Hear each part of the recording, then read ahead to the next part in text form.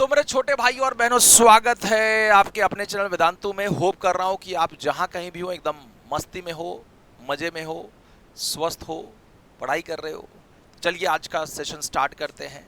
आज के सेशन में हम क्वाड्रिलेटरल्स क्लास 8 चैप्टर 4 एंड गणित प्रकाश बुक का करने वाले हैं। तो आज का सेशन बड़ा मज़ेदार होने वाला है। लेकिन इसके पहले मैं आपसे पूछ लूँ कि क्या इसके पहले का सेशन आपने क्वाड्रिलेटरल्स का देखा है या नहीं देखा है। अगर नहीं देखा है तो उसको देख लेना ताकि इसका बेसिक आपको क्लियर हो सके। So let's start with the quadrilaterals and quadrilaterals में मजा ही आने वाला है ना। तो चलिए स्टार्ट करते हैं आज का सेशन। तो आज के सेशन में बेसिकली हम पढ़ने वाले रोम्बस के बारे में, सीधा सीधा बात है। तो रोम्बस देखो चीज़ें ऐसी है ना, इसमें सवाल पूछा गया है। एक हमने पढ़ा था पहले स्क्वायर में सब साइड्स इक्वल है। तो क्या स्क्वायर ही ऐसा एक फिगर है क्या जिसमें सब साइड इक्वल है? So let us explore this thing कि भाई इस एक ऐसा क्वाड्रिलेटरल जिसमें सब साइड इक्वल हो तो क्या सिर्फ स्क्वायर ही बनेगा क्या? तो लेट अस सी।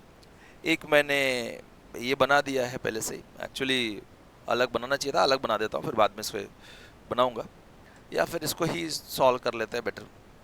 तो मैं पहले इसका देखो, जब हम टूल्स यूज़ करेंगे तब मज़ा आता है।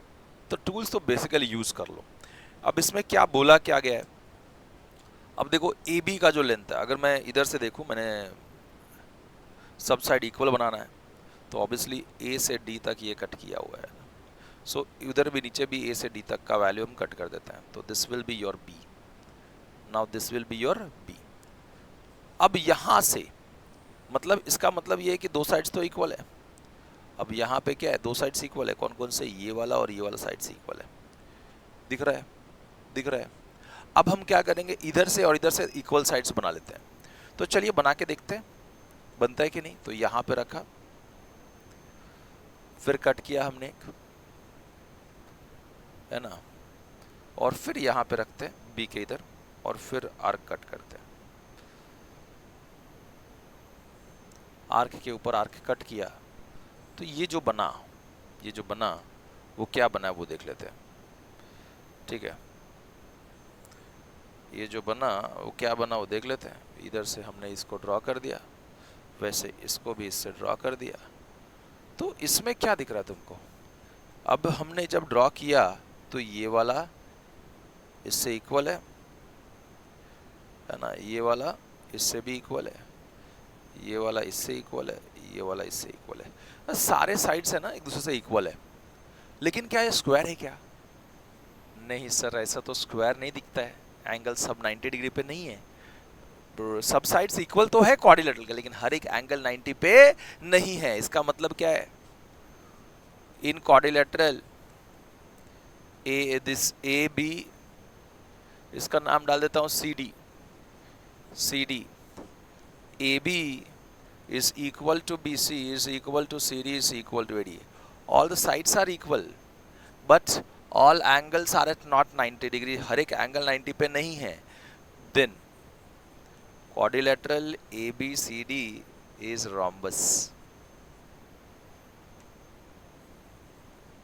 तो जब भी एक बात ध्यान में रखो, एक ऐसा क्वाड्रिलेटरल जिसमें सब साइड्स इक्वल है तो उसको हम कहेंगे रोम्बस। एंगल्स 90 डिग्री नहीं है भाई, तो स्क्वायर तो नहीं हो सकता। तो स्क्वायर का सब साइड्स इक्वल है, बात समझ में आ रही है? स्क्वायर का सब साइड इक्वल है मतलब उसने रोम्बस का प्रॉपर्टी को सेटिस्फाई किया, रोम्बस का डेफिनेशन को सेटिस्फाई किया। मतलब क्या है इसका? मतलब every square is a rhombus. हर एक स्क्वायर क्या है? रोम्बस है। But every rhombus is not a square. Every rhombus square नहीं हो सकता। देखो ये रोम्बस है but it is not a square. Every square is rhombus क्योंकि सब साइड्स इक्वल है। हमको तो साइड्स के बारे में पता है, इसमें रोम्बस का पता चलता है कि सब साइड्स रोम्बस तभी होगा जब क्वाड्रिलेटरल का सब साइड इक्वल होगा। तो क्वाड्रिलेटरल का सब साइड तो इक्वल स्क्वायर में भी है, that's why square is a rhombus. But rhombus, all rhombus are not square, याद रखना। So कोई पूछे कि what is the meaning of a square, this rhombus? So definition is if all the sides of the quadrilateral are equal then quadrilateral is a square. अब जरा ध्यान से सुनिएगा, एक चीज प्रूव करने की है, ये प्रूव करने की, डिडक्शन मतलब प्रूव करने का basically. What can you say about the angles in a rhombus, rhombus में एंगल्स के बारे में क्या बोल सकते हो आप, है ना। तो हम क्या बोल सकते हैं, हम ये बोल सकते हैं, जरा ध्यान से इसको समझना, इसको कैसे हम प्रूव करते हैं, क्या प्रूव करते हैं, एंगल्स का कैसे कैसे क्या क्या होने वाला है, तो पूरा चीड़फाड़ करने वाला है। ये डायगोनल है, ठीक है।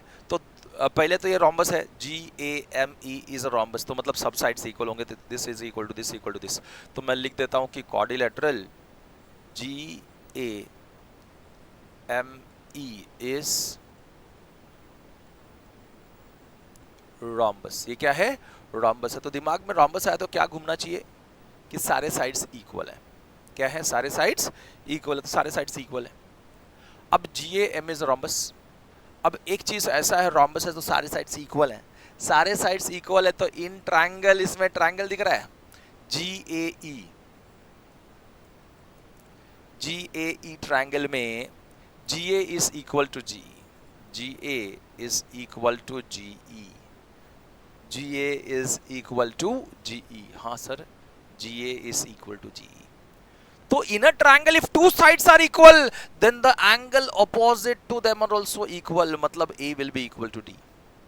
A किससे इक्वल होगा, D से, so A will be equal to D isosceles triangle theorem से। this is sides of rhombus, sides of rhombus। तो मैंने जैसे बताया, देखो जब भी हम ज्योमेट्री लिखते हैं तो स्टेटमेंट आता क्यों है, ये क्यों आया है, तो उसका रीजन लिखना बहुत जरूरी है। तो ये ट्रायंगल में GAE में ये GA is equal to GE because these are the sides of the rhombus. If two sides of the triangle, ये ट्रायंगल भी है, तो ट्रायंगल में दो साइड अगर इक्वल हो गया तो उसका ऑपोजिट एंगल्स इक्वल होता है, मतलब A will be equal to D। लिख दिया, लिख दिया हमने। अब हम आते हैं, अब मतलब चलते हैं, बेटर वर्ड इज चलते हैं। तो देखो GAE एक ट्रायंगल है, तो मैं ट्रायंगल बना लूं पहले, उसका समझना बहुत जरूरी है। ओहो हो, एक ट्रायंगल बना लेता हूं ऐसे। अरे बताइए, हम ट्रायंगल बना रहे हैं और ये हमको एंगल बना रहा है। Okay, this is a triangle, इसको थोड़ा टिल्ट कर देते हैं ऐसा। सो इसका नाम क्या है, this is your G, this is your E, this is your A। ये वैसे ये एक ट्रायंगल है, बराबर है। और एक ट्रायंगल बनाते हैं, और एक ट्रायंगल बना लिया, और इसको भी मैं टिल्ट कर देता हूँ ऐसे, इस प्रकार। ओके चलो, सो this is what, this triangle का नाम is EAM, A and M। Now see, एकदम अच्छे से देखेंगे तो बात समझ में आएगी कि this is equal to this, sides of rhombus. देखो EG is equal to EM and AG is equal to AM, AG is equal to AM, and ये क्या दिख रहा है, कॉमन साइड है दोनों में, देखो ये वाला। सो this is a common side EA। So triangles ने कुछ क्राइटेरिया सेटिस्फाई किया है कि नहीं, साइड साइड साइड वाला, दोनों ट्रायंगल ने, यस वो क्राइटेरिया सेटिस्फाई हो गया, मींस ट्रायंगल्स आर कॉन्ग्रुएंट। तो वो लिख देते हैं कि in triangle AGE and triangle AME क्या इक्वल है भाई, AG is equal to AM, है ना, sides of rhombus। Similarly GE is equal to ME, GE is equal to ME, these both are sides of sides of rhombus are equal, rhombus है तो सब sides equal, the sides of rhombus are equal, so that's why they are equal, and AE is equal to AE, AE is equal to AE, this is what common side। अगर ऐसा हो रहा है मतलब triangles are congruent, है ना। उसने therefore triangle AGE is congruent to triangle AME by SSS criteria. Triangles are congruent by SSS criteria. If triangles are congruent, corresponding parts are equal. Corresponding parts are equal. What it means? इसका मतलब क्या है कि अगर ये दोनों triangle congruent है AGE और AME, तो उसका corresponding parts C will be D will be equal to C. That angle will be equal. So D will be equal to C and A will be equal to, then this D will be equal to C and A will be equals to B. These are corresponding angles of congruent triangles, या फिर आप corresponding parts of congruent triangles लिख सकते हो. अगर ऐसा हो रहा है ना, ऐसा हो रहा है तो क्या मिल रहा है? A तो D से इक्वल था, A वाला D से इक्वल थे दोनों. So A was equal to D from 1. This is from 1 and this is 2. This total is what? 2 basically. तो from 1 and 2 मैं ऐसा लिख दूँ, उधर दिख नहीं रहा है. This is what? This is 2. Equation number 2. So from 1 and 2, from 1 and 2 ऐसा लिखते हैं. So from 1 and 2, अरे यार, from 1 and 2, from 1 and 2 क्या मिल रहा है हमको? A D से इक्वल है, A is equal to D and D is equal to C, D is equal to B, A equal to D equal to B equal to C. मतलब ये सब equal हो गए, है ना? क्या मजेदार चीज था. मतलब डायगोनल्स ने ऑपोजिट एंगल्स को इक्वल पार्ट्स में डिवाइड किया, एक दूसरे के इक्वल पार्ट्स में, है ना? तो ये बात ध्यान में रखिएगा रोम्बस का. So this is again a property of the rhombus. So अगर मैं पहले का चीज देखूं तो ये डायगोनल है. अब मुझे फाइंड ए बोला है, फाइंड ए. फाइंड ए तो क्या करूंगा मैं, कैसे फाइंड आउट करूंगा? तो जरा ध्यान से देखना कैसे निकलता है कि ये ट्रायंगल है. This is ABD. In triangle ABD 50 plus A plus A, 50 plus A plus A is equal to 180. हमने पढ़ा है कि angle sum property of triangle, in angle sum property of triangle, sum of measure of angles of triangle is 180. So ये ट्रायंगल का तीनों angle का addition is what? 180. कैसे? Angle sum property of triangle by angle sum property of triangle, that is sum of measure of angles of triangle is 180. ये triangle है तो तीनों एंगल का addition is 180. So A plus A plus 50 is 180. Now A plus A is what? 2A is equal to 180 plus 50 उधर गया तो minus 50. 180 minus 50 is 130 is what? 2A. So A will be equals to 130 into 2 सामने गया तो upon 2. So A will be 2 6 are 12, 2 5 are 10. So A will be equal to 65. तो मतलब क्या हो गया? This is also 65. This is also 65. This is also 65 and this is also 65. सारे angle 65 पे. बात समझ में आई? हाँ सर समझ में आ गई कि सारे एंगल 65 पे है. अब ये 65 पे है, इसका मतलब क्या है कि ये 65 और ये भी 65, तो ये अल्टरनेट एंगल्स तो इक्वल है ना. ये these are alternate type of angles and if they are equal then इससे क्या मिलता है कि EM is parallel to GA. If alternate angles are equal, then lines are parallel. Q alternate angles are equal. So if alternate angles are equal, then lines are parallel. Simple सी बात. अब ये देखो, ये Z फॉर्म कर रहा था कि नहीं कर रहा था? हाँ सर, ये दोनों मिला के Z फॉर्म कर रहा था. That's why अगर Z फॉर्म कर रहा है तो these are alternate type of angles, and if pair of alternate angles are equal then lines are parallel. So that's why this EM is parallel to GA. समझ में आ गया? वैसे इधर पे आते हैं. इधर भी 65 मिला था हमको अभी, इधर भी ये 65 मिला था हमको अभी. मतलब ये भी दोनों इक्वल ही था यार. अगर ये दोनों इक्वल था इसका मतलब देखो अपोजिट Z फॉर्म कर रहा है. हाँ सर, z फॉर्म कर रहा है. So these are alternate type of angles. If alternate type of angles are equal, then this is parallel. So that's why GE is parallel to AM. GE is parallel to AM. Alternate angles are equal, so lines are parallel. If alternate angles are equal, then lines are parallel. तो एक बात समझ में आ गई कि quadrilateral rhombus में दोनों opposite sides equal था. ये रोम्बस में दोनों ऑपोजिट साइड्स क्या था? इक्वल था. मतलब अगर ऐसा है तो क्वाड्रिलेटरल इज पैरेललोग्राम. सो हर एक रोम्बस भी पैरेललोग्राम होता है, ध्यान में रखना. हर एक rhombus is a parallelogram. Why? Because both pair of opposite sides are parallel.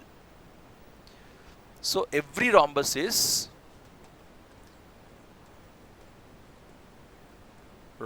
Is parallelogram. हर एक रोम्बस क्या होता है? पैरेललोग्राम भी होता है. तो जो भी प्रॉपर्टी पैरेललोग्राम की होगी वो रोम्बस की भी होगी. लेट अस सी कैसे प्रूव करते हैं. वही बोला है. So the rhombus is a parallelogram and rectangle is also a parallelogram. How can this be represented using Venn diagram? So एक rhombus है, वो एक पैरेललोग्राम के अंदर है. रेक्टेंगल है ना. अब कुछ रेक्टेंगल मैं आपको बता दूं, कुछ रेक्टेंगल स्क्वायर होते हैं, कुछ रोम्बस स्क्वायर होते हैं. तो if this is a rhombus, this is a rectangle. So this is, मैं कलर अलग अलग बनाता हूं तो मजा आएगा और थोड़ा सा.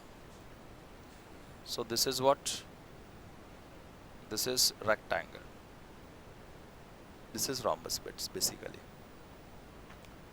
और मैं दूसरा बनाता हूं. And this is what a rectangle. This is square. और ये किसके अंदर है? सबका बाप के अंदर है ना. तो मैं इस ब्लू से बनाता हूँ. Blue is what? This is what? This is basically parallelogram. This is rectangle. This green one is